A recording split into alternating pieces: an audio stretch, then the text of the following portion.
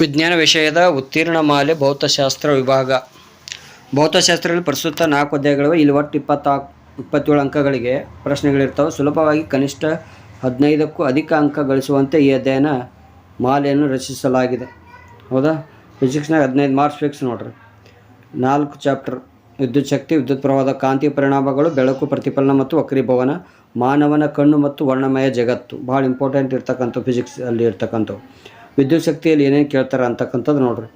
ಹೌದಾ? ಬಹು ಆಯ್ಕೆ ಪ್ರಶ್ನೆಗಳು ಇದ್ದೇ ಇರ್ತಾವೆ. ವಿದ್ಯುತ್ ಬಲ್ಬ್ ಬಳಸುವ ಲೋಹ ಯಾವುದು? ಮ್ಯಾಗ್ನೀಸ್, ಟಂಗಸ್ಟನ್, ನಿಕ್ಕಲ್, ಕ್ರೋಮಿಯಂ, ಟಂಗಸ್ಟನ್. ಹೌದಾ? ವಿದ್ಯುತ್ ಮಂಡಲದಲ್ಲಿ ರೋಧವನ್ನು ಬದಲಾಯಿಸಲು ಬಳಸುವ ಸಾಧನ ಯಾವುದು ಕೇಳ್ಯಾರ?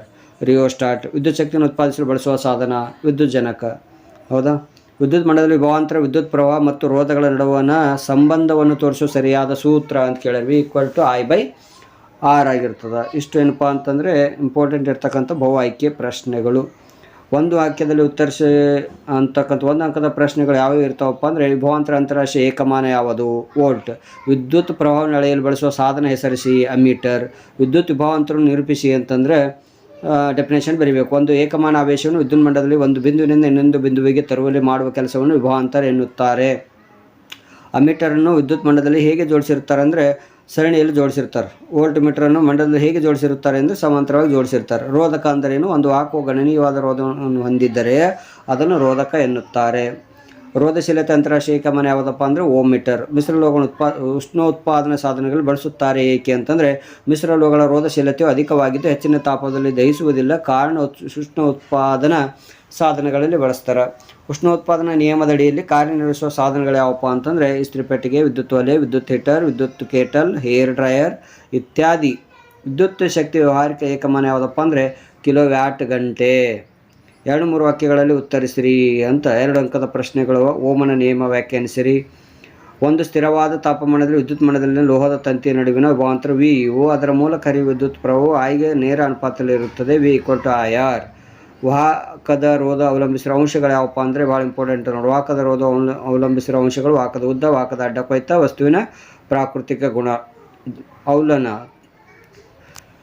ಜೌಲನ ಉಷ್ಣೋತ್ಪನ್ನ ನಿಯಮವನ್ನು ವ್ಯಾಖ್ಯಾನಿಸಿರಿ. ಒಂದು ರೋಧಕದಲ್ಲಿ ಉತ್ಪತ್ತಿಯಾಗುವ ಉಷ್ಣವು ಕೊಟ್ಟಿರುವ ರೋಧದಲ್ಲಿ ಪ್ರವಹಿಸುತ್ತಿರುವ ವಿದ್ಯುತ್ ಪ್ರವಾಹದ ವರ್ಗಕ್ಕೆ ನೇರ ಅನುಪಾತದಲ್ಲಿರ್ತದೆ. ಕೊಟ್ಟಿರುವ ವಿದ್ಯುತ್ ಪ್ರವಾಹಕ್ಕೆ ನೇರ ಅನುಪಾತದಲ್ಲಿರ್ತದೆ. ಒಂದು ರೋಧಕಗಳ ಮೂಲಕ ಹರಿಯುವ ವಿದ್ಯುತ್ ಪ್ರವಾಹದ ಕಾಲಕ್ಕೆ ನೇರ ಅನುಪಾತದಲ್ಲಿರುತ್ತದೆ. H=I²RT. ಫ್ಯೂಸ್ ಅಂದರೆ ಇದರ ಕಾರ್ಯವನ್ನು ವಿವರಿಸಿರಿ ಅಂತ ಕೇಳ್ತಾರೆ. ಫ್ಯೂಸ್ ಅಂದರೆ ಎದಕ್ಕಂತಾರೆ ಅಂತಂದರೆ ಒಂದು ಸೂಕ್ತವಾದ ದ್ರವಣ ಬಿಂದು ಹೊಂದಿರುವ ಲೋಹ ಅಥವಾ ಮಿಶ್ರಲೋಹ ತಂತಿ. ಇದು ಹೆಚ್ಚಿನ ವಿದ್ಯುತ್ ಪ್ರವಾಹವು ಮಂಡಲದಲ್ಲಿಯ ಉಪಕರಣಗಳ ಮೂಲಕ ಪ್ರವಹಿಸದ ಹಾಗೆ ಮಾಡಿ ಅವುಗಳನ್ನು ರಕ್ಷಿಸುತ್ತದೆ. ಫ್ಯೂಸ್ ಹೇಗೆ ಕಾರ್ಯನಿರ್ವಹಿಸ್ತದೆ ಅಂತಂದರೆ ನಿಗದಿತ ಪ್ರಮಾಣಕ್ಕಿಂತ ಹೆಚ್ಚಿನ ಪ್ರಮಾಣದ ವಿದ್ಯುತ್ ಪ್ರವಾಹವು ಮಂಡಲದ ಮೂಲಕ ಪ್ರವಹಿಸಿದಾಗ ಫ್ಯೂಸ್ ತಂತಿಯ ತಾಪ ಹೆಚ್ಚಾಗುತ್ತದೆ. ಇದರಿಂದ ಫ್ಯೂಸ್ ತಂತಿ ಏನಪ್ಪತ್ತ ಕರಗುತ್ತದೆ, ಮಂಡಲವನ್ನು ಕಡಿತಗೊಳಿಸ್ತಾ ಆಗ ಮನೆಯಲ್ಲಿ ಉಪಕರಣ ಏನು ಮಾಡ್ತವೆ? ರಕ್ಷಿಸಲ್ಪಡುತ್ತವೆ. ವಿದ್ಯುತ್ ಸಾಮರ್ಥ್ಯ ಅಂದರೆ ಅದರ ಅಂತಾರಾಶಿಯ ಏಕಮಾನ ಯಾವುದಪ್ಪ ಅಂದರೆ ವಿದ್ಯುತ್ ಶಕ್ತಿ ಬಳಕೆಯ ದರವನ್ನು ವಿದ್ಯುತ್ ಸಾಮರ್ಥ್ಯ ಎನ್ನುವುದು ಇದರ ಅಂತಾರಾಶಿಯ ಏಕಮಾನ ವ್ಯಾಟ್ ಆಗಿರ್ತದೆ. ಸರಳ ವಿದ್ಯುತ್ ಮಂಡಲದ ರೇಖಾಚಿತ್ರವನ್ನು ಬರೆಯಿರಿ ಅಂತ ಕೇಳ್ಯಾರ. ರೋಧಕಗಳ ಸಮಾಂತರ ಜೋಡಣೆ ರೇಖಾಚಿತ್ರ ಬಿಡಿಸಿ ಅಮ್ಮೀಟರ್, ವೋಲ್ಟ್ ಮೀಟರ್ ಮತ್ತು ಸ್ವಿಚ್ ಗುರುತಿಸಿರಿ ಅಂತ ಕೇಳ್ಯಾರ. ರೋಧಕಗಳ ಸರಣಿ ಜೋಡಣೆ ರೇಖಾಚಿತ್ರ ಬಿಡಿಸಿ ಭಾಗಗಳನ್ನು ಗುರುತಿಸಿ.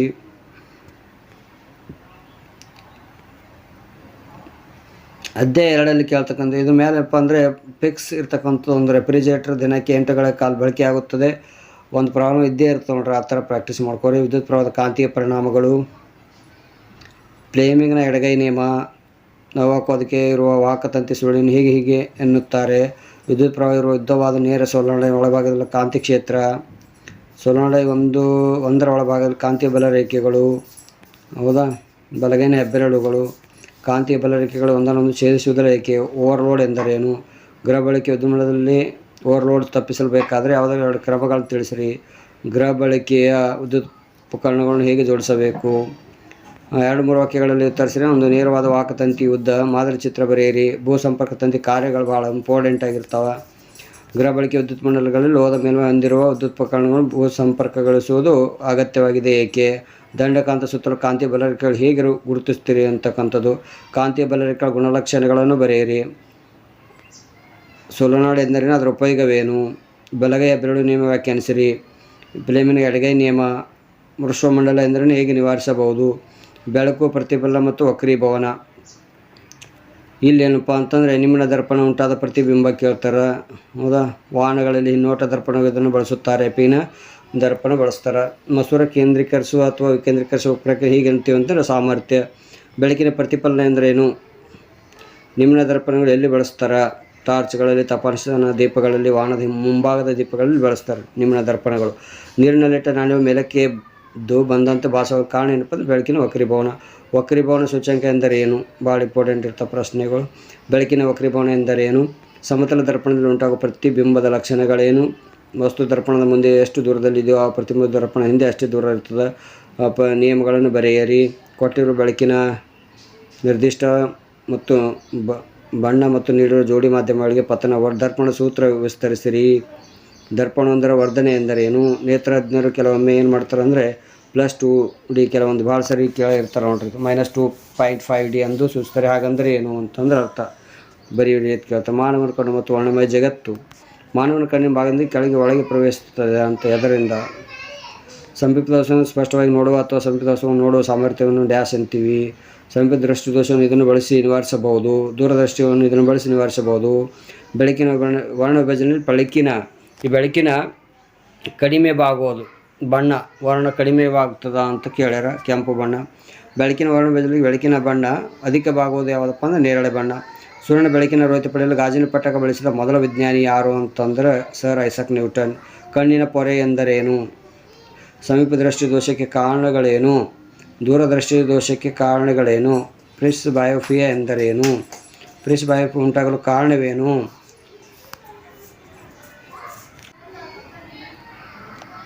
ನಕ್ಷತ್ರ ಮಿನುಗಲು ಕಾರಣವೇನು? ಟೆಂಡಾಲ್ ಪರಿಣಾಮ ಎಂದರೇನು? ಗ್ರಹಗಳು ಏಕೆ ಮಿನುಗುವುದಿಲ್ಲ? ಆಕಾಶದ ಬಣ್ಣ ನೀಲಿ ಇದೆ. ಗಗನಯಾತ್ರಿಕರ ಆಕಾಶ ಕಪ್ಪಾಗಿ ಕಾಣುತ್ತದೆ. ಕಾರಣ ಕೊಡಿರಿ ಅಂತಕ್ಕಂಥದ್ದು ಭಾಳ ಇಂಪಾರ್ಟೆಂಟ್ ನೋಡ್ರಿ. ಸಮೀಪ ದೃಷ್ಟಿ ದೋಷ ಚಿತ್ರ ಬರೆಯಿರಿ. ದೂರದೃಷ್ಟಿ ಚಿತ್ರಗಳು. ರಸಾಯನಶಾಸ್ತ್ರದಲ್ಲಿ ನೋಡ್ರಿ, ನಿತ್ಯ ಜೀವನದ ಪದಾರ್ಥಗಳು.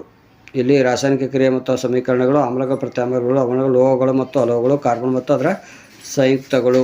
ಉದ್ದಿಷ್ಟವಾದ ಅಂಕ ಹಂಚಿಕೆ ಯಾವ ರೀತಿ? ಸ್ಮರಣೆಗೆ ಅಷ್ಟೇ ಯಾವ ರೀತಿ ಇರ್ತಕ್ಕಂಥ ಅಂಕಗಳ ಹಂಚಿಕೆ ಅವ. ನೆಕ್ಸ್ಟ್ ಏನಪ್ಪ ಅಂದರೆ ರಾಸಾಯನಿಕ ಸಮೀಕರಣದಲ್ಲಿ ಪ್ರತಿವರ್ತಕಗಳನ್ನು ಬಾಣದ ಗುರುತಿನ ಹಿಂದೆ ಬರೆಯಲಾಗುತ್ತದೆ. ರಾಸಾಯನಿಕ ಸಮೀಕರಣ ಈ ಗ್ಯಾಸ್ ಸಂಕೇತ ಏನು ಪ್ರತಿನಿಧಿಸುತ್ತದೆ? ಹರಳಿದ ಸುಣ್ಣದ ರಾಸಾಯನಿಕ ಹೆಸರು ಮತ್ತು ಅಣುಸೂತ್ರ. ಫೆರಸಲ್ಫೇಟ್ ಹರಳಿನ ಬಣ್ಣ. ಸೀಸದ ನೈಟ್ರನ್ನು ಉಷ್ಣ ವಿಭಜನೆಗೆ ಒಳಪಡಿಸಿದ ಉತ್ಪತ್ತಿಯ ಕಂದು ಬಣ್ಣದ ಧೂಮು ಅಂತ ಕೇಳಿರ್ತಾರೆ. Na2 nitrogen dioxide. ಅದು ಸೂರ್ಯನ ಬೆಳಕಿನ ಸಮಯ ನಡೆಯುವ ರಾಸಾಯನಿಕ ಕ್ರಿಯೆ ಯಾವುದು? A ಮತ್ತು B2. ರಾಸಾಯನಿಕ ಸಂಯೋಗ ಅಂದರೇನು? ರಾಸಾಯನಿಕ ವಿಭಜನೆ. ರಾಸಾಯನಿಕ ಕ್ರಿಯೆ ವಿಧಗಳು. ಉಷ್ಣ ವಿಭಜನೆ ಕ್ರಿಯೆ ಎಂದರೇನು? ಬೆಳ್ಳಿ ಕ್ಲೋರೈಡ್ ಉತ್ಕರ್ಷಣ ಕ್ರಿಯೆ ಎಂದರೇನು? ಅಪಕರ್ಷಣ ಕ್ರಿಯೆ ಎಂದರೇನು? ಚಿಪ್ಸ್ ಪಟನ್ ನೈಟ್ರೋಜನ್ ಅನಿಲ ಹಾಯಿಸುವ ಉದ್ದೇಶವೇನು? ಒಳಪಡದಿರುವಂತೆ ಅಂದರೆ ಚಿಪ್ಸ್ ಕಮಟುವಿಕೆ ಒಳಪಡದಿರುವಂತೆ ಮಾಡಲು. ಬೆಳ್ಳಿ ಸಂರಕ್ಷಣಾ ಒಳಪಟ್ಟಾಗ ಉಂಟಾಗುವ ಬದಲಾವಣೆ ಏನು? ತುಕ್ಕು ಜಂಗು ಎಂದರೇನು? ರಾಸಾಯನಿಕ ಕ್ರಿಯೆ ನಡೆದಾಗ ಉತ್ಪತ್ತಿಯಾಗುವ ಜಲವಿಲೀನ. ರಾಸಾಯನಿಕ ಸಂಯೋಗ, ರಾಸಾಯನಿಕ ವಿಭಜನೆ, ಉತ್ಕರ್ಷಣ, ಅಪಕರ್ಷಣಕ್ಕೆ ವ್ಯತ್ಯಾಸ. ರೆಡಾಕ್ಸ್ ಕ್ರಿಯೆ ಎಂದರೇನು? ಉದಾಹರಣೆ ಕೊಡಿರಿ. ಸಂಕ್ಷಾರಣ ಮತ್ತು ಕಮಟುವಿಕೆ ಎಂದರೇನು?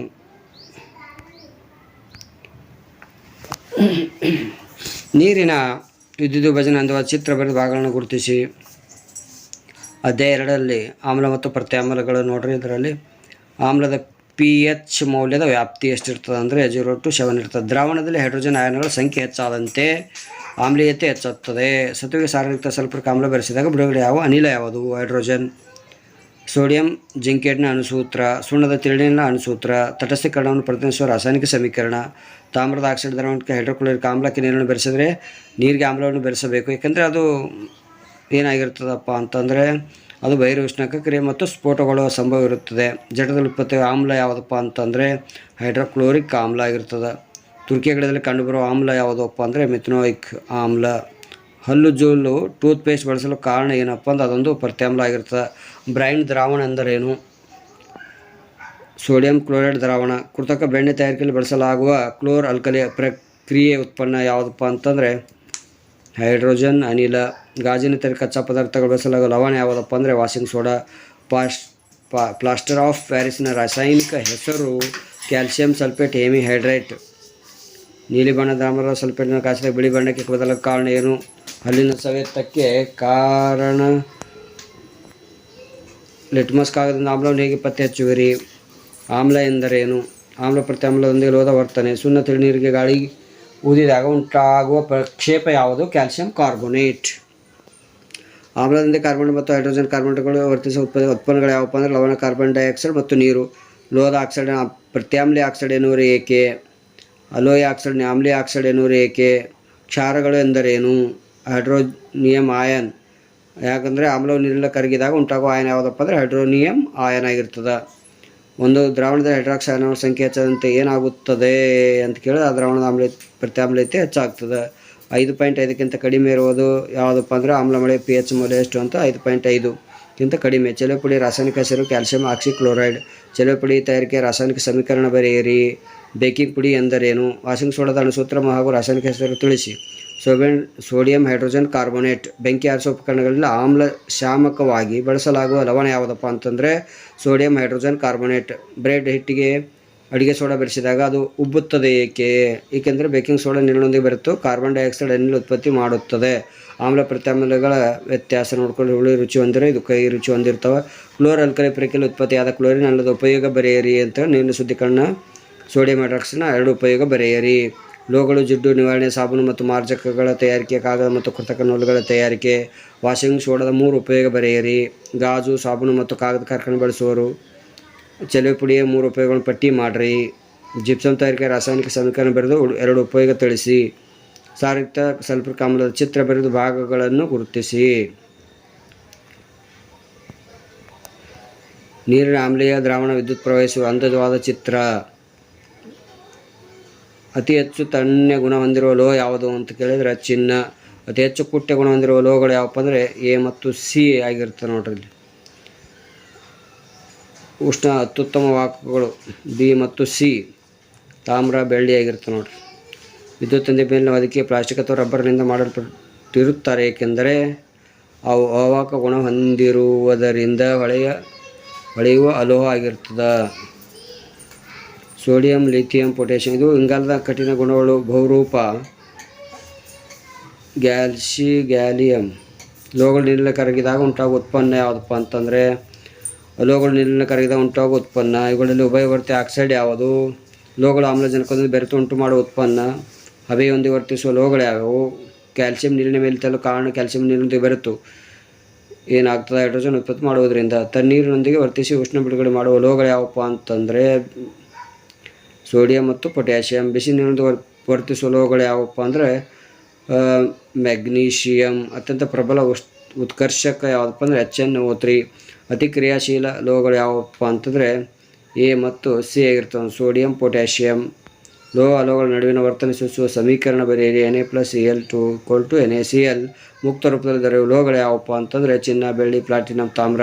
ಪಾದರಸದ ಎದುರಿನ ಹೆಸರು ಮತ್ತು ಅಣುಸೂತ್ರ ಕೇಳಿದರೆ ಸಿನ್ನಬಾರ್. ತಾಮ್ರ ಶುದ್ಧೀಕರಣದಲ್ಲಿ ಬಳಸಲಾಗುವ ವಿದ್ಯುತ್ ವಿಭಜನ ದ್ರಾವಣ ಯಾವುದಪ್ಪ ಅಂತಂದರೆ ಕಾಪರ್ ಸಲ್ಫೇಟ್ ನೋಡ್ರಿ. ರೈಲು ಹಳಿಗಳನ್ನು ಬೆಸೆಯಲು ಬಳಸುವ ರಾಸಾಯನಿಕ ಕ್ರಿಯೆ ಯಾವುದಪ್ಪ ಅಂದರೆ ಥರ್ಮೈಟ್ ಕ್ರಿಯೆ ಅಂತ ನೋಡ್ರಿ. ಕ್ಷಾರೀಯ ಲೋಹಗಳು ಎಂದರೇನು? ಬಹುರೂಪತೆ ಎಂದರೇನು? ವಿದ್ಯುತ್ ವಾಹಕ ಕಾರ್ಬನ್ ಬಹುರೂಪ ಅಂದರೇನು? ಒಂದು ಗಟ್ಟಿಯಾದ ಮೆಲುವಿಗೆ ಬಡಿದಾಗ ಶಬ್ದ ಉಂಟಾಗುವ ಲೋಹಗಳ ಗುಣ ಹೆಂಗಿರ್ತದ? ಉಭಯವರ್ತಿ ಆಕ್ಸೈಡ್ ಎಂದರೇನು? ಕ್ಷಾರೀಯ ಲೋಹಗಳ ಒಂದು ಗುಣ ಬರೆಯಿರಿ. ಧನಾಗ್ರ ಮಡ್ಡಿ ಎಂದರೇನು? ಗ್ಯಾಲ್ವನೀಕರಣ ಎಂದರೇನು? ಸೋಡಿಯಂ ಕ್ಲೋರೈಡ್ ಉಂಟಾಗುವಿಕೆ ಚುಕ್ಕಿ ರಚನೆ ಬರೆಯಿರಿ ಅಂತ ಕೇಳಿರ್ತಾರೆ. Magnesium chloride. ಮಿಶ್ರ ಲೋಹ ಎಂದರೇನು? ವಿದ್ಯುತ್ ತಂತಿಗಳನ್ನು ಬೆಸೆಯುವ ಫ್ಯೂಸ್ಗಳಲ್ಲಿ ಬಳಸುವ ಬೆಸುಗೆ ಲೋಹಗಳಲ್ಲಿ ಘಟಕ ಲೋಹಗಳು ಯಾವುವು? ಫ್ಯೂಸ್ಗಳು ಬೆಸುಗೆ ಲೋಹ ಬಳಸುವರು ಏಕೆ? ಫ್ಯೂಸ್ನಲ್ಲಿರುವ ಘಟಕಗಳು ಸೀಸ ಮತ್ತು ತವರ ಆಗಿರ್ತವೆ. ತಾಮ್ರದ ಸಲ್ಫೇಟ್ನಿಂದ ತಾಮ್ರವನ್ನು ಪ್ರತ್ಯೇಕಿಸುವ ರಾಸಾಯನಿಕ ಸಮೀಕರಣವನ್ನು ಬರೆಯಿರಿ. ಉರಿಯುವಿಕೆ, ಕಾಸುವಿಕೆ ವ್ಯತ್ಯಾಸ. ಲೋಹ ಮತ್ತು ಅಲೋಹಗಳಿರುವ ವ್ಯತ್ಯಾಸ. ಆಯನಿಕ ಸಂಯುಕ್ತಗಳ ಗುಣಗಳನ್ನು ಪಟ್ಟಿ ಮಾಡಿ. ಚಿತ್ರ ನೋಡ್ರಿ. ಲವಣ ದ್ರಾವಣ ವಾಹಕತೆಯನ್ನು ಪರೀಕ್ಷಿಸುವ ಅಂದವಾದ ಚಿತ್ರ. ಲೋಹದ ಮೇಲೆ ಹವೆಯ ವರ್ತನೆ ಅಂದವಾದ ಚಿತ್ರ. ನೆಕ್ಸ್ಟ್ ಏನಪ್ಪ ಅಂತ ಕಾರ್ಬನ್ ಮತ್ತು ಅದರ ಸಂಯುಕ್ತಗಳು. Carbon valency ಎಷ್ಟದ? 4. ನೆಕ್ಸ್ಟ್ ಅದೇ ರೀತಿ 2ನೇ ಪ್ರಶ್ನೆ, ಪರ್ಯಾಪ್ತ ಕಾರ್ಬನ್ ಸಂಯುಕ್ತ ಎಂದರೇನು? ಒಂದು ಕಾರ್ಬನ್ ಹೈಡ್ರೋಜನ್ ಪರಮಾಣುವಿನೊಂದಿಗೆ ಬಂಧವನ್ನು ಏರ್ಪಡಿಸುವ ಗರಿಷ್ಠ ಸಂಖ್ಯೆ 4. ಇಥಿನ್ ಆಲ್ಕೈನ್ಗಳ ಮೊದಲ ಸದಸ್ಯ. ಆಲ್ಕೈನ್ಗಳ ಮೊದಲ ಸದಸ್ಯ ಯಾರು? ಯಾವುದೇ 2 ಕ್ರಮಾನುಗತ ಆಲ್ಕೈನ್ಗಳ ನಡುವಿನ ವ್ಯತ್ಯಾಸ. ಪರ್ಯಾಪ್ತ ಕಾರ್ಬನ್ ಸಂಯುಕ್ತಗಳ ಅಂತ್ಯಪ್ರಾಸ ನೋಡ್ರಿ. ಅಪರ್ಯಾಪ್ತ ಕಾರ್ಬನ್ ಸಂಯುಕ್ತಗಳ ಅಂತ್ಯಪ್ರಾಸ. ಆಲ್ಡಿಹೈಡ್ ಕ್ರಿಯಾ ಗುಂಪನ್ನು ಹೊಂದಿರುವ ಕಾರ್ಬನ್ ಸಂಯುಕ್ತಗಳ ಅಂತ್ಯಪ್ರಾಸ. ಇದೇ ರೀತಿ ಏನಪ್ಪ ಅಂದರೆ ಒಂದು ವಾಕ್ಯದಲ್ಲಿ ಉತ್ತರ ಪ್ರವೇಶ. ಅತ್ಯಂತ ಸರಳ ಕಾರ್ಬನ್ ಸಂಯುಕ್ತ ಯಾವುದು? ಅಸಿಟಿಕ್ ಆಮ್ಲದಲ್ಲಿ ಕಂಡುಬರುವ ಕ್ರಿಯಾ ಗುಂಪು ಕಾರ್ಬಾಕ್ಸಿಲಿಕ್ ಗುಂಪು ನೋಡ್ರಿ. ಗ್ಲೇಸಿಯಲ್ ಅಸಿಟಿಕ್ ಆಮ್ಲ ಎಂದರೇನು? ಎಥೈನ್ನಲ್ಲಿರುವ ಸಹವಲಸೆ ಬಂಧಗಳ ಸಂಖ್ಯೆ ಎಷ್ಟು? ಸಾಬೂನೀಕರಣ ಎಂದರೇನು? ಮಿಸೆಲ್ ಎಂದರೇನು? ಎಸ್ಟರೀಕರಣ ಎಂದರೇನು? ಆದೇಶನ ಕ್ರಿಯೆ ಎಂದರೇನು? ಕ್ರಿಯಾ ಗುಂಪುಗಳು ಎಂದರೇನು? ಹೈಡ್ರೋಕಾರ್ಬನ್ಗಳು ಎಂದರೆ ವಿಧಗಳು ಎಷ್ಟು? ಹೆಸರಿಸಿ. ಪರ್ಯಾಪ್ತ ಅಪರ್ಯಾಪ್ತ ವ್ಯತ್ಯಾಸ ಕೇಳ್ತಾರೆ. ಸಮಾಂಗಿಗಳು ಎಂದರೇನು? ಹ್ಯಾಲೋ ಆಲ್ಕೇನ್ಗಳು ಎಂದರೇನು? ಎಷ್ಟು ಏನಪ್ಪ ಅಂದರೆ ರಸಾಯನಶಾಸ್ತ್ರ ಕಂಪ್ಲೀಟ್ ಆಯಿತು. ನೆಕ್ಸ್ಟ್ ಲಾಸ್ಟ್ ಯಾವುದಪ್ಪ ಅಂದರೆ ಜೀವಶಾಸ್ತ್ರ. ಜೀವಕ್ರಿಯೆಗಳಲ್ಲಿ ಬರ್ತಕ್ಕಂಥವು ಅಧ್ಯಾಯ ನೋಡ್ರಿ. ಜೀವಕ್ರಿಯೆಗಳು ಒಂದೇದ್ರಲ್ಲಿ ದ್ಯುತಿ ಸಂಶ್ಲೇಷಣೆ ಕ್ಲೋರೋಫಿಲ್ನ ಪಾತ್ರ ಏನಾಗಿರ್ತದೆ? ಬೆಳಕಿನ ಶಕ್ತಿಯನ್ನು ಹೀರಿಕೊಳ್ಳೋದು ಅದರ ಕೆಲಸ. ದ್ಯುತಿ ಸಂಶ್ಲೇಷಣೆ ಕಾರ್ಬನ್ ಡೈಆಕ್ಸೈಡ್ ಕಾರ್ಬೋಹೈಡ್ರೇಟ್ ಆಗಿರ್ತದೆ. ಸಸ್ಯಗಳಲ್ಲಿ ಸ್ವಪೋಷಣೆಗೆ ಅವಶ್ಯಕವಾದ ಧಾತು ಇದು ಪ್ರೋಟೀನ್. ನೈಟ್ರೋಜನ್. ಬಾಯಿಯಲ್ಲಿನ ಲಾಲಾರಸ ಅಮೈಲೇಸ್ ಆಗಿರ್ತದೆ. ಜಠರ ಸೇವಿಸಲ್ಪಡುವ ಆಮ್ಲ ಯಾವುದಪ್ಪ ಅಂದರೆ ಹೈಡ್ರೋಕ್ಲೋರಿಕ್ ಆಮ್ಲ. ಪಕ್ಷಿಗಳು ನೈಟ್ರೋಜನ್ ತ್ಯಾಜ್ಯಗಳನ್ನು ಈ ರೂಪದಲ್ಲಿ ಬಿಡುಗಡೆಗೊಳಿಸುತ್ತವೆ. ಯೂರಿಕ್ ಆಮ್ಲ. ಜಠರವು ಸೇವಿಸಲ್ಪಟ್ಟ ಆಮ್ಲದಿಂದ ಏನಾಗಿರ್ತಪ್ಪ ಅಂತಂದರೆ ಪೆಪ್ಸಿನ್. ಕಾರ್ಬೋಹೈಡ್ರೇಟ್ ಕೊಬ್ಬು ಮತ್ತು ಪ್ರೋಟೀನ್. ಸಣ್ಣ ಕರಳು. ವಿಲ್ಲೈ. ಯೂರಿಯಾ ಉತ್ಪಾದಿಸುವ ಭಾಗ ಯಾವುದಪ್ಪ ಅಂದರೆ ಮೂತ್ರಜನಕಾಂಗ. ರಕ್ತ ಮತ್ತು ಜೀವಕೋಶಗಳ ನಡುವೆ ವಸ್ತುಗಳು ವಿನಿಮಯ ಮಾಡುವುದು ಯಾವುದಂದರೆ ಲೋಮನಾಳ. ಸಾಗಾಣಿಕೆಗೆ ಸಹಕರಿಸುವ ರಕ್ತದ ಘಟಕ ಯಾವುದಪ್ಪ ಅಂತಂದರೆ ಪ್ಲಾಸ್ಮಾ. ಸಸ್ಯದಲ್ಲಿ ಸಾಗಾಣಿಕೆಗೆ ಪತ್ರರಂಧ್ರ ಪಾತ್ರ ಏನಾಗಿರುತ್ತೆ? ಕಾರ್ಬನ್ ಡೈಆಕ್ಸೈಡನ್ನು ಹೀರಿಕೊಳ್ಳುವುದು. ಗ್ಲುಕೋಸಿನ ವಿಭಜನೆಯಲ್ಲಿ ಸ್ನಾಯುಗಳಲ್ಲಿ ಆಕ್ಸಿಜನ್ ಕೊರತೆಯಿಂದ ಬಿಡುಗಡೆಗೊಳ್ಳುವ ಆಮ್ಲ ಯಾವುದಪ್ಪ ಅಂದರೆ ಲ್ಯಾಕ್ಟಿಕ್ ಆಮ್ಲ. ಮಾನವರಲ್ಲಿ ಉಸಿರಾಟದ ವರ್ಣಕ ಯಾವುದಪ್ಪ ಅಂದರೆ ಹಿಮೋಗ್ಲೋಬಿನ್. ಆಹಾರ ಕಾರ್ಬನ್ ಡೈಆಕ್ಸೈಡ್ ಮತ್ತು ನೈಟ್ರೋಜನ್ ಯುಕ್ತ ತ್ಯಾಜ್ಯಗಳ ರಕ್ತದ ಈ ಘಟಕ ಸಾಗಿಸುತ್ತದೆ ಪ್ಲಾಸ್ಮಾ. ಆಕ್ಸಿಜನ್ ಸಮೃದ್ಧ ರಕ್ತವು ಹೃದಯದ ಈ ಕೋಣೆಗೆ ಪ್ರವೇಶಿಸುತ್ತದೆ ಎಡ ಹೃತ್ಕರಣ. ಆಕ್ಸಿಜನ್ ರಹಿತ ರಕ್ತ ಹೃದಯದ ಈ ಕೋಣೆಗೆ ಪ್ರವೇಶಿಸುತ್ತದೆ ಬಲ ಹೃತ್ಕರಣ.